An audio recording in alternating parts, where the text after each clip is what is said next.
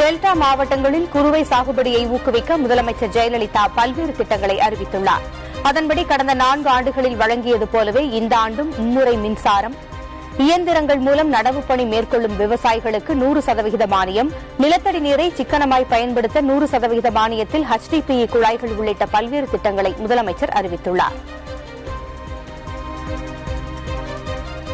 நெல்லுக்கான குறைந்தபட்ச ஆதார விலையை குவிண்டாலுக்கு 60 ரூபாய் மத்திய அமைச்சரவை உயர்த்தியுள்ளது. இதனால் தற்போது 1410 ரூபாயாக இருக்கும் நெல்லுக்கான குறைந்தபட்ச ஆதார விலை 1470 ரூபாயாக உயர்த்தப்பட்டுள்ளது.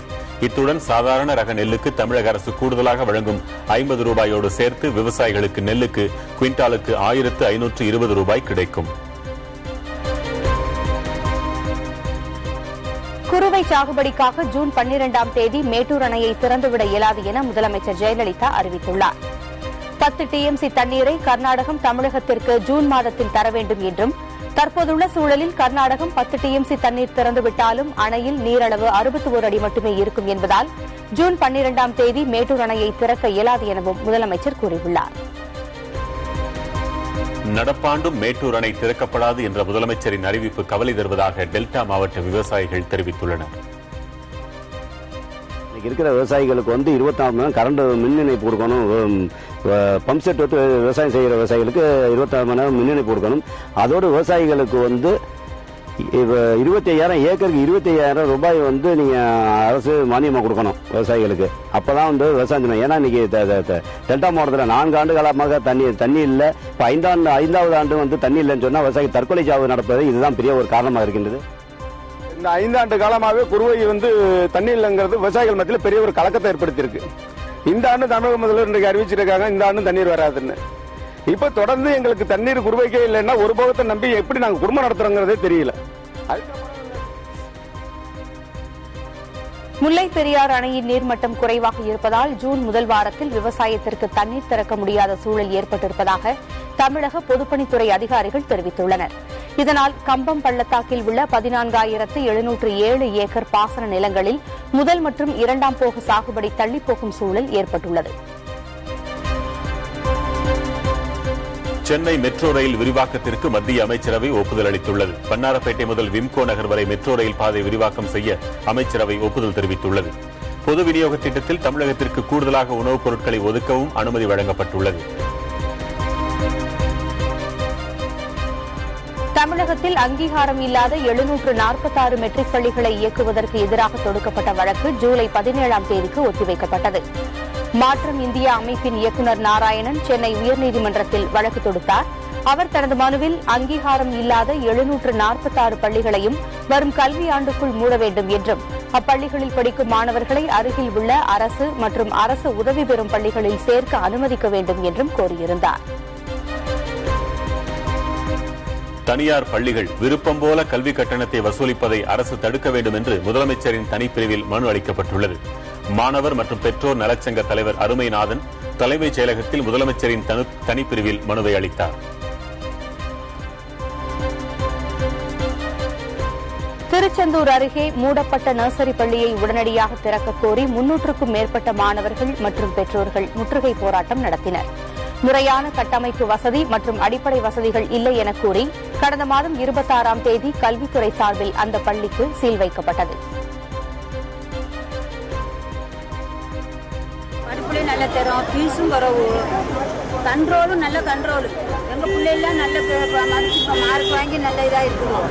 அதனால பள்ளிக்கூடத்தை ஒண்ணுமே சொல்லாம முன்னேறிப்பு இல்லாம சீல் வச்சுட்டாங்க. நீங்க கண்டிப்பா எங்களுக்கு சீக்கிரமா திறக்கணும். முதலமைச்சர் ஜெயலலிதா மீதான சொத்து குவிப்பு மேல்முறையீட்டு வழக்கில் அனைத்து தரப்பு வாதங்களும் நிறைவடைந்த நிலையில் வழக்கு வரும் செவ்வாய்க்கிழமைக்கு ஒத்திவைக்கப்பட்டுள்ளது. அன்றைய நாளே நிறுவனங்கள் விடுவிக்கப்பட்டதற்கு எதிராக தொடுக்கப்பட்ட வழக்கின் இறுதி வாதங்களும் நடைபெற உள்ளன. அதன் பிறகு சொத்து குவிப்பு மேல்முறையீட்டு வழக்கின் தீர்ப்பு ஒத்திவைக்கப்படும் என எதிர்பார்க்கப்படுகிறது. சொத்து குவிப்பு மேல்முறையீட்டு வழக்கில் கீழ் நீதிமன்றத்தின் தீர்ப்பு உறுதி செய்யப்பட வேண்டும் என்பதே எங்களின் விருப்பம் என்று கர்நாடக அரசு தரப்பு வழக்கறிஞர் பி.வி. ஆச்சாரியா தெரிவித்துள்ளார். கர்நாடக உயர்நீதிமன்றத்தின் தீர்ப்பில் கணித பிழையும் கணக்கீட்டு பிழையும் இருப்பதாக ஆச்சாரியா குற்றம் சாட்டினார். எனவே கர்நாடக உயர்நீதிமன்றத்தின் தீர்ப்பை ரத்து செய்ய வேண்டும் என ஆச்சாரியா வலியுறுத்தியுள்ளார். வரும் 23ஆம் தேதிக்குள் தங்கள் கோரிக்கைகள் நிறைவேற்றப்படாவிட்டால் 24ஆம் தேதி தமிழகம் முழுவதும் ரயில் மறியல் போராட்டம் நடத்தப்படும் என்று மீனவ அமைப்புகள் அறிவித்துள்ளன. படகு உரிமையாளர்கள், மீனவ சங்க பொறுப்பாளர்கள் உள்ளிட்டோர் பங்கேற்ற அவசர ஆலோசனைக் கூட்டத்தில் இம்முடிவெடுக்கப்பட்டது. தமிழக மீனவர்கள் சிறைப்பிடிக்கப்படும் சம்பவங்களுக்கு முற்றுப்புள்ளி வைத்திட தமிழக அரசு அக்கறையோடும் அனுதாபத்தோடும் முயற்சிக்க வேண்டும் என திமுக தலைவர் கருணாநிதி வலியுறுத்தியுள்ளார். மாநில அரசு இனியும் இப்பிரச்சனையை கடிதம் மட்டுமே எழுதி தீர்வு காணும் பிரச்சனையாக கருதக்கூடாது என அவர் கேட்டுக் கொண்டுள்ளார். தமிழக மீனவர்களை இலங்கை அரசு கைது செய்ததற்கு மத்திய அமைச்சர் பொன் ராதாகிருஷ்ணன் கண்டனம் தெரிவித்துள்ளார். சென்னை விமான நிலையத்தில் செய்தியாளர்களிடம் பேசிய அவர் இதுபோன்ற சம்பவங்கள் தவிர்க்கப்பட வேண்டும் என்று குறிப்பிட்டுள்ளார். மீன்பிடி தடை காலத்தை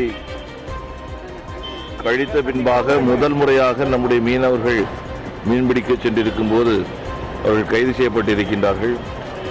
இலங்கை அரசு இவ்விஷயத்தில் தனி கவனம் கொடுக்க வேண்டும்.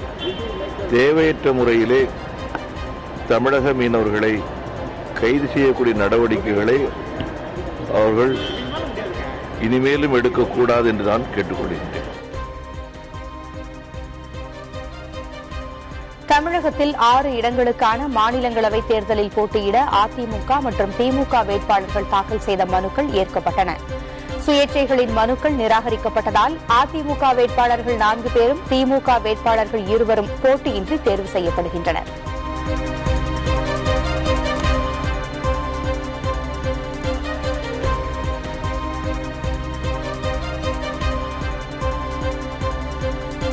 வழக்கறிஞர்களுக்கான சட்டத்திருத்தத்தை திரும்பப் பெறக்கோரி சென்னையில் வரும் திங்கட்கிழமை அன்று பேரணி நடத்த உள்ளதாக உயர்நீதிமன்ற வழக்கறிஞர்கள் சங்கம் அறிவித்துள்ளது. மறுபரிசீலனை செய்யாவிட்டால் வழக்கறிஞர் அங்கீகாரத்தை திரும்ப தந்துவிட்டு அந்த தொழிலில் இருந்தே வெளியேறப் போவதாகவும் வழக்கறிஞர்கள் தெரிவித்துள்ளனர். வருகிற திங்கட்கிழமை அன்று தமிழகம் முழுவதும் இருந்து வழக்கறிஞர்கள் ஒன்று திரட்டப்பட்டு சென்னையிலே ஒரு மாபெரும் பேரணியை நடத்தி வழக்கறிஞர்கள் ஒற்றுமையை காப்பாற்றுவோம். அதே நேரத்திலே இப்பொழுது புதிதாக அறிமுகப்படுத்த சட்ட விதிகளை திரும்ப பெறும் வரை போராடுவோம் என்பதை நாங்கள் தெரிவிக்கிறோம். தெய்வ சிலைகளை திருடி வீட்டில் பதுக்கி வைத்திருந்த வழக்கில் தலைமறைவாக உள்ள ஆந்திர தொழிலதிபர் சரணடைய 15 நாள் அவகாசம் வழங்கப்பட்டுள்ளது. இந்த வழக்கு தொடர்பாக செய்தியாளர்களிடம் பேசிய சிலை கடத்தல் தடுப்பு பிரிவு போலீஸ் டிஎஸ்பி சுந்தரம், வயதில் மூத்தவர் என்பதால் சரணடைய 15 நாட்கள் அவகாசம் கொடுக்கப்பட்டு அதற்கான நோட்டீஸ் வீட்டில் ஒட்டப்படும் என தெரிவித்தார். ராமஜெயம் கொலை வழக்கில் குற்றவாளிகளை கண்டுபிடிக்க சிபிசிஐடிக்கு சென்னை உயர்நீதிமன்ற மதுரை கிளை மேலும் 2 வார காலம் அவகாசம் வழங்கியுள்ளது. இந்நிலையில் சிபிஐக்கு மாற்றக் கோரி ராமஜெயத்தின் மனைவி உயர்நீதிமன்ற மதுரை கிளையில் மனு தாக்கல் செய்தார். இந்நிலையில் இம்மனு மீது மீண்டும் விசாரணை நடைபெற்ற போது குற்றவாளிகளை கண்டுபிடிக்க மேலும் அவகாசம் வழங்கும்படி சிபிசிஐடி தரப்பில் கோரப்பட்டது. திருச்சி மாவட்டம் லால்குடி அருகே காதல் திருமணம் செய்த இளைஞர் அடித்து கொலை செய்யப்பட்ட வழக்கில் 2 கைது செய்யப்பட்டுள்ளனர். டால்மியாபுரம் அருகே கல்லகம் ஊராட்சியைச் சேர்ந்த இளையராஜா என்பவர் அதே பகுதியைச் சேர்ந்த ஆனந்தி என்பவரை கடந்த 21ஆம் தேதி காதல் திருமணம் செய்துள்ளார். இச்சூழலில் இளையராஜா முகம் சிதைந்த நிலையில் சடலமாக மீட்கப்பட்டார்.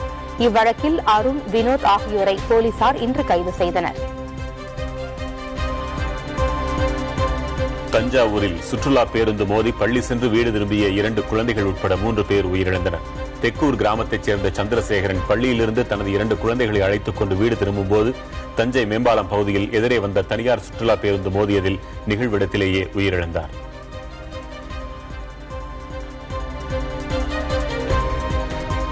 நாமக்கல் மாவட்டம் ஜேடர்பாளையத்தில் 100 நாள் வேலைவாய்ப்பு திட்ட பணியாளர்களுக்கு ஒரே நாளில் மட்டும் ஊதியம் வழங்கப்படுவதால் வங்கியில் கடும் கூட்ட நெரிசல் ஏற்பட்டது. மேலும் வங்கியின் கதவுகள் அடைக்கப்பட்டதால் நூற்றுக்கணக்கானோர் சாலை மறியல் போராட்டத்தில் ஈடுபட்டனர். அப்போது அவ்வழியாக வந்த மாவட்ட ஆட்சியரை முற்றுகையிட்ட அவர்கள் இது தொடர்பாக புகார் அளித்தனர். உதகையை அடுத்த எப்பநாடு கிராமத்தில் உள்ள டாஸ்மாக் கடையை அகற்றக் கோரி அப்பகுதியைச் சேர்ந்த 150க்கும் மேற்பட்ட பெண்கள் மாவட்ட ஆட்சியரிடம் மனு அளித்தனர். டாஸ்மாக் கடையால் தங்கள் பகுதி மக்கள் மிகுந்த இன்னலை சந்தித்து வருவதாகவும் இதுகுறித்து மாவட்ட நிர்வாகம் பரிசீலித்து நடவடிக்கை எடுக்க வேண்டும் என்றும் அவர்கள் முறையிட்டனர். புதுக்கோட்டை மாவட்டம் அறந்தாங்கி அருகே கடந்த 38 ஆண்டுகளாக இயங்கி வந்த அரசு தொடக்கப்பள்ளியை மூடுவதற்கு அப்பகுதி மக்கள் எதிர்ப்பு தெரிவித்துள்ளனர். பள்ளி நிர்வாக தரப்பில் வழங்கப்பட்ட மாற்றுச் சான்றிதழை வாங்குவதற்கு பெற்றோர்கள் மறுத்ததுடன் போராட்டத்திலும் ஈடுபட்டனர். இதையடுத்து பெற்றோர்களிடம் உதவி தொடக்க கல்வி அலுவலர் நடத்திய பேச்சுவார்த்தை மூலம் பள்ளி மூடப்படுவதற்கான காரணத்தை எடுத்துக் கூறினர். தென்மேற்கு பருவமழை வரும் 4 அல்லது 5ஆம் தேதிகளில் தொடங்கும் என எதிர்பார்ப்பதாக சென்னை வானிலை ஆய்வு மையம் தெரிவித்துள்ளது. கத்தரி வெயில் கடந்த 28ஆம் தேதியோடு முடிவடைந்த போதிலும் வெயிலின் தாக்கம் பல்வேறு இடங்களிலும் நீடிக்கிறது. கடற்காற்று தரைக்கு வர தாமதமாவதால் வெயிலின் உக்கிரம் நீடிப்பதாக சென்னை வானிலை ஆய்வு மையம் தெரிவித்துள்ளது.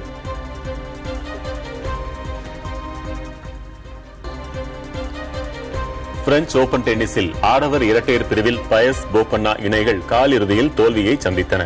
இந்தியாவின் லியாண்டர் பயஸ், போலந்தின் மட்கோவ்ஸ்கி இணை காலிறுதியில் தரநிலையில் 5ஆம் இடத்தில் இருக்கும் பிரையன் சகோதரர்கள் இணையை எதிர்த்து ஆடியது. இப்போட்டியில் பிரையன் சகோதரர்கள் 7-6, 6-3 என்ற நேர் செட்டுகளில் வென்றனர். ஒருநாள் மற்றும் 20 ஓவர் கிரிக்கெட் போட்டிகளில் கூடுதல் கவனம் செலுத்தப் போவதாகவும் அவர் கூறியிருக்கிறார். டெஸ்ட் கிரிக்கெட்டில் இருந்து விடைபெற இதுவே சரியான தருணம் என்றும் அவர் தெரிவித்துள்ளார்.